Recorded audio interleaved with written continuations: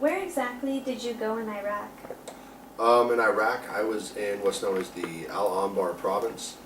I spent some time within that area up at Haditha Dam, down near a village called Baghdadi, which is in between Al Assad and the Euphrates River at a traffic control point, which kind of stopped traffic flow from the north to the south so we could do searches. And then I spent the last portion of it to the back up near Haditha Dam, but this time on the eastern side of the river. Do you remember arriving and what it was like? So going into Iraq, I mean, just going there from Saudi Arabia, well, first thing that happened was I was in Saudi Arabia and I blew up my brand new Razor that I just bought, so I was already pretty kind of like, really, what? But then we got on a plane, we flew into Iraq from Saudi Arabia, and on the way across, they have to do emergency maneuvers, so they like would drop 1,000 feet at one time and your stomach would kind of lurch up into your throat, and that was very interesting considering they usually don't tell you that it's going to happen. Then we arrived there into Al Assad, the air base there, and from there we went up to our first station, which was Haditha Dam. And it was interesting. I mean, it was like driving in 29 Palms kind of, because it was a desert. We were still on a military base. It didn't seem anything strange or unusual. But then once we actually got outside of the base, it was definitely different. I mean, you can see differences in the buildings and the cars and, you know, the people. So that's when you started noticing a lot of the differences. Did you ever see combat? Yes, I did. The biggest combat that I saw was, and this is, a lot of people don't understand this, when you go to combat, or when you go to those countries and you're in that type of environment, a lot of people they go there wanting to get awards, you know, what they call a combat action ribbon for getting shot at and then returning fire. I told my Marines before we left, that's the last thing you want. You should never want to have to get in that situation, but if you do, you should be prepared to do what you have to do. So one of the missions I was on, the first one that I remember, we were setting up what's called an outer cordon for a little operation we were doing on this mosque. And as an outer cordon, our job was to provide security to the outside. So we were all to the outside of the building facing outwards in our vehicles. And inside of that, they have the inner cordon, which provides security for the inside of the area that they're operating in. Then you actually have your main unit that pushes into the mosque and clears it out. Well, as they pushed into the mosque, they pushed a bunch of, I guess, belligerents, for lack of a better term, out of the mosque to the northern side. And as they were going out, they started shooting at us, and we had bullets hitting our trucks. The thing was, is that we not only should we not, but we couldn't return fire. We shouldn't. Because if we would have turned around and actually started shooting back at them, they were in an area where we would have to shoot either at or over our friendlies. So I had to tell everybody, you know, to stand down, you know, not to shoot, because you got that survival instinct that kicks in, and you want to like defend yourself, and that's what you've been trained for. But sometimes that's not the best answer. You have to look at the situation and make a good judgment call. And you know, when they wanted to return fire, I was like, no, we stay where we're supposed to be. We stay focused on the outside. And so sometimes not shooting back is one of the hardest things. And what was your assignment there?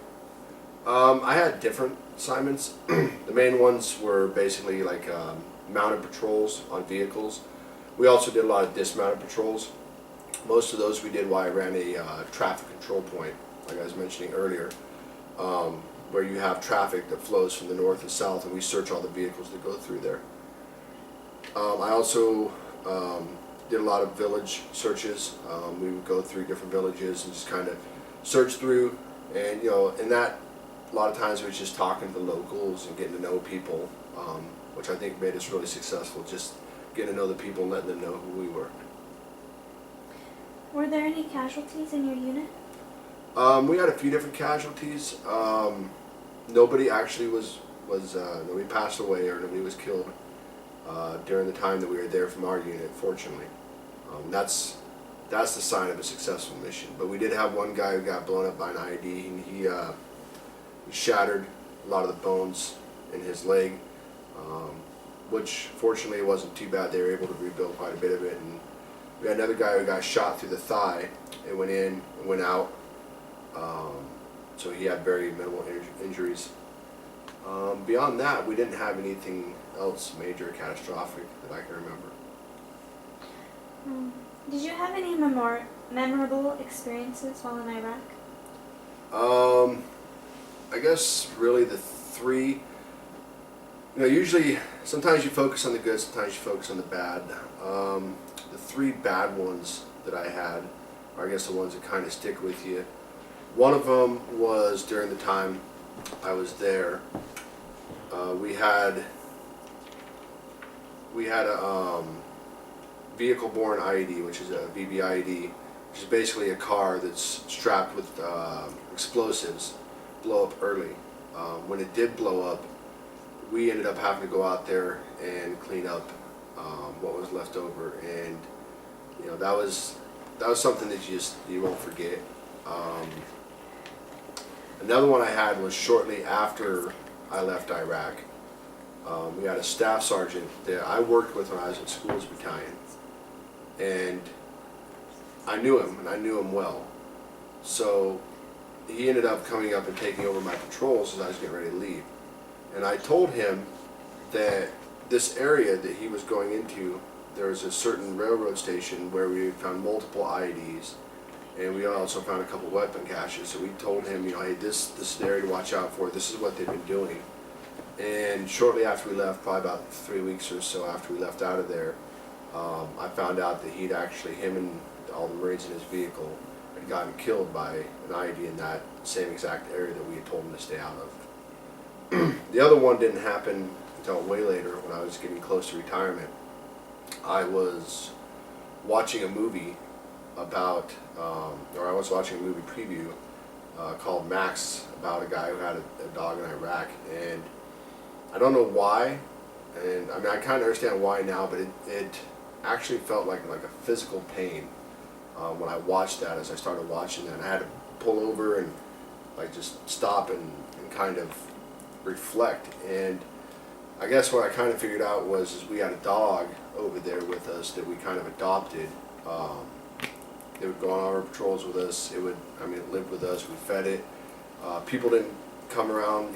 Somebody came up, we didn't belong there. The dog would bark at them.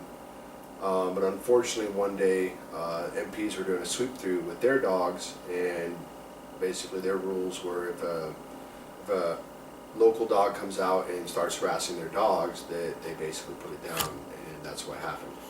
So that was definitely some of the memories that stick with me. After being in the military in Iraq for 21 years, do you have PTSD? I've been told that, and I probably do, but I don't think it's anything that's unmanageable or causes any type of interruption in my life. PTSD really, when you get to the point where it's no longer manageable, that's when you have a problem. Everybody, the words themselves, post-traumatic stress disorder. You went through a traumatic experience. This is after it, and you had a lot of stress, and it causes you a lot of stress afterwards. I think the biggest thing is just being able to cope with it. I wouldn't call it full-blown, PTSD to where you need a psychiatrist, but the biggest thing is being able to talk about it, just like right now. A lot of people can't open up and discuss what they saw, what they felt, what they did, and being able to do that is part of the coping mechanism.